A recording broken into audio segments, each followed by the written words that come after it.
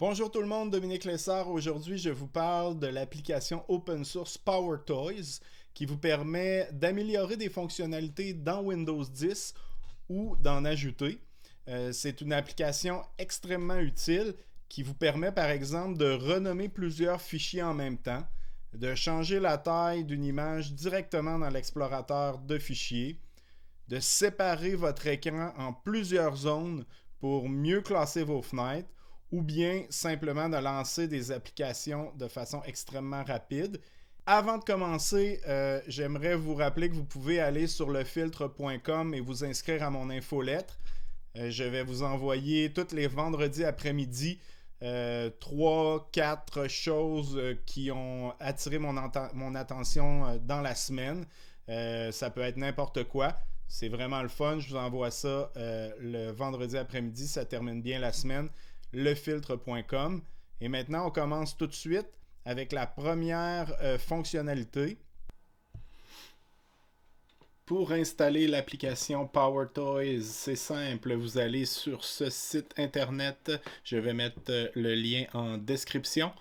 Et vous regardez la version la plus récente. Elle peut être différente de ce que vous voyez ici dans la vidéo. Donc, vous descendez dans le bas de la page et vous allez cliquer sur le lien ici, PowerToys Setup. Et dans le fond, vous téléchargez cette application et vous l'installez.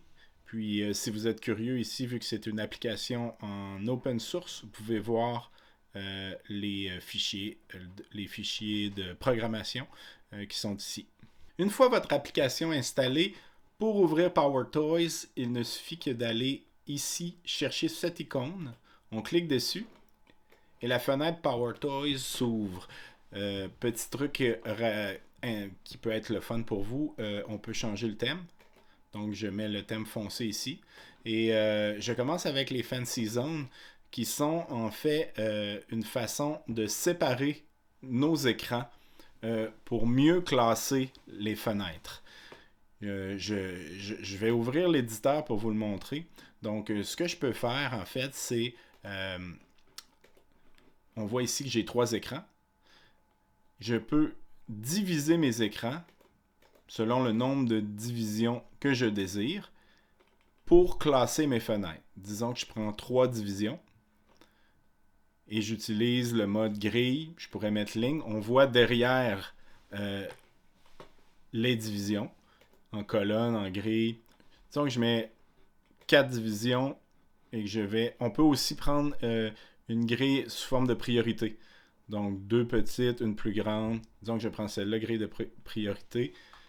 Je fais appliquer, fermer.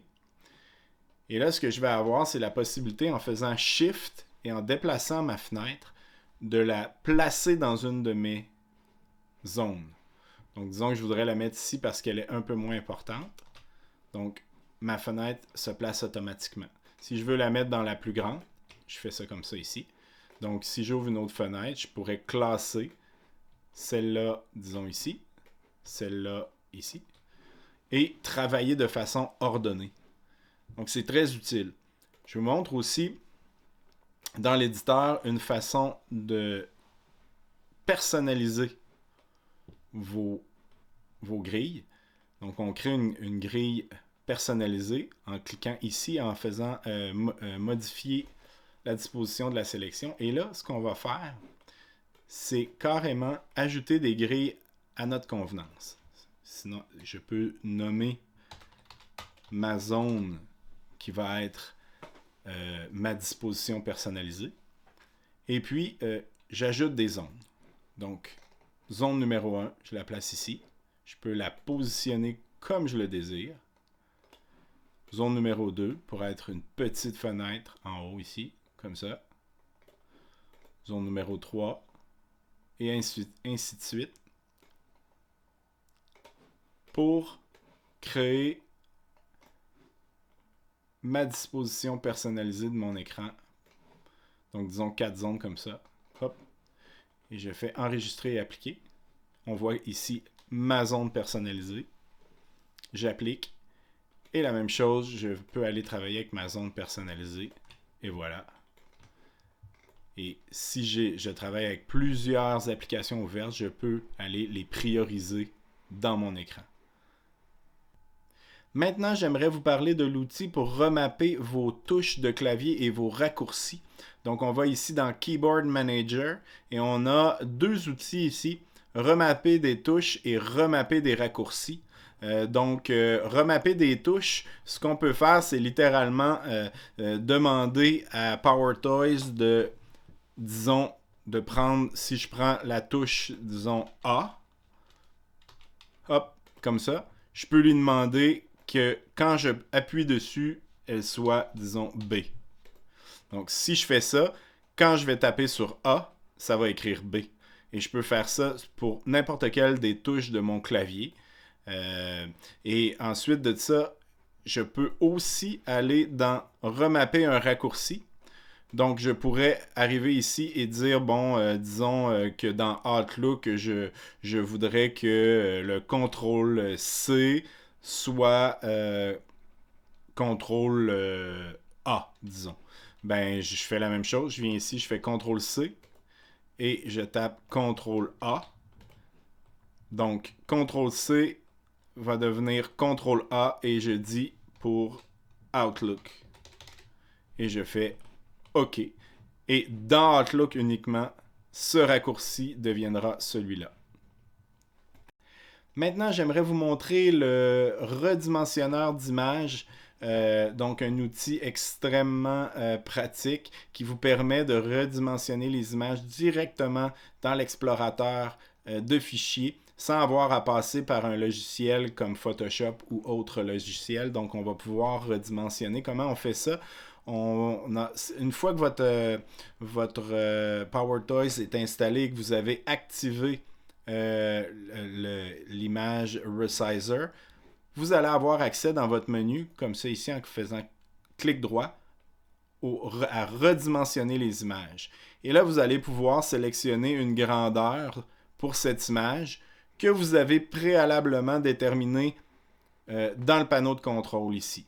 Donc, je peux prendre cette image-là qui est une 512 par 512 et je peux la redimensionner comme je le désire. Je peux même mettre une dimension personnalisée. Je peux faire un peu ce que je veux. Disons que je m'en vais et je vais mettre comme ça large. Je fais redimensionner.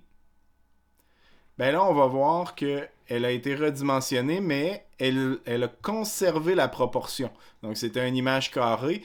Le redimensionneur n'a pas déformé l'image, mais a conservé la proportion par rapport à ce que j'avais sélectionné. Et c'est aussi rapide que ça. Donc, hop, on a directement une copie de notre image redimensionnée. Donc, c'est très pratique. Une autre fonctionnalité qui peut être utile dans PowerToys est la possibilité d'avoir un aperçu des fichiers SVG directement dans l'explorateur de fichiers. Donc, si vous avez un fichier SVG, cliquez dessus et vous allez voir l'aperçu directement ici. Même chose pour les fichiers Markdown, les .md ou les .svg. Je passe rapidement, mais sachez que ça existe. Je vais tout de suite à Power Rename, qui est une fonctionnalité qui vous permet en fait de renommer en groupe des fichiers. Donc j'ai 5 fichiers ici, je les sélectionne, je fais clic droit, je vais à Power Rename et là je vais pouvoir renommer ces fichiers-là en groupe d'un seul coup. Donc j'ai mes fichiers d'origine ici. Je vais sélectionner la partie que je veux renommer, disons la partie copie. Donc on voit ici que j'ai copie et sélectionné, mais remplacé par, pour l'instant, rien. Donc on voit qu'il n'y a rien, il a été remplacé par rien. Mais je pourrais le remplacer par exemple, disons. Donc, tous mes fichiers, toute la partie copie que j'ai écrit ici va être remplacée par exemple d'un seul coup. Renommer. Donc, je peux le faire sur des dizaines de fichiers en même temps. C'est très rapide quand tu veux renommer une série de fichiers. Maintenant, l'application que j'utilise le plus souvent avec les PowerToys est le démarreur d'application rapide. Pour le lancer, on fait Alt et Spacebar. Et puis, on écrit l'application qu'on veut démarrer. Disons que je veux démarrer le WordPad. Je fais WordPad, tout, l'application se démarre. C'est extrêmement rapide et on peut faire ça pour toutes les applications installées sur notre ordinateur. Donc, on n'a plus besoin d'avoir de raccourcis sur le bureau, plus besoin de chercher les applications. On fait simplement Alt, Spacebar et on écrit l'application qu'on veut lancer. Et le tour est joué, c'est pas plus compliqué que ça. Autre fonctionnalité vraiment utile va être le sélectionneur de couleurs. Donc, je retourne dans mon application PowerToys et je sélectionne le Color Picker qui va être le sélectionneur de couleurs. Ici, vous pouvez mettre le raccourci clavier que vous désirez. Moi, j'ai sélectionné la touche Windows plus Shift plus C pour l'ouvrir. Puis, il y a plusieurs options ici qu'on va regarder. Donc, les plus importantes vont être ici où vous pouvez sélectionner les formats de couleurs que le Color Picker va vous montrer quand vous allez l'ouvrir. Je vous fais un exemple tout de suite. Donc, je fais mon raccourci et je vais ouvrir, voyez-vous, le Color Picker. Donc, peu importe ce que je vais pointer avec ma souris, je vais voir la couleur et son code. Une fois que j'ai sélectionné une couleur, ici, je vais l'ouvrir et là, je vais pouvoir faire un copier du code de couleur pour pouvoir l'utiliser plus tard dans Photoshop ou ailleurs. Donc, c'est très utile. Et vous pouvez aussi aller jouer avec les couleurs dans la même palette que celle que vous avez affichée. Vous pouvez changer ça par la suite et aller copier votre code de couleur. Donc, c'est très utile. Et je vais vous montrer aussi, si vous voulez, ajouter une fonctionnalité au niveau du format des couleurs, ben, vous pouvez venir ici. Disons que je voudrais rajouter See My Key, je le rajoute, je ferme, je fais l'ouverture de mon Color Picker et je vais avoir maintenant See My Key dans ma sélection. Merci tout le monde, c'est tout pour cette vidéo. Si vous avez apprécié, laissez-moi un petit j'aime. Sinon, laissez-moi un commentaire en bas de page et dites-moi ce que vous avez pensé des PowerToys. N'oubliez pas d'aller faire un tour sur lefiltre.com et on se voit dans ma prochaine vidéo.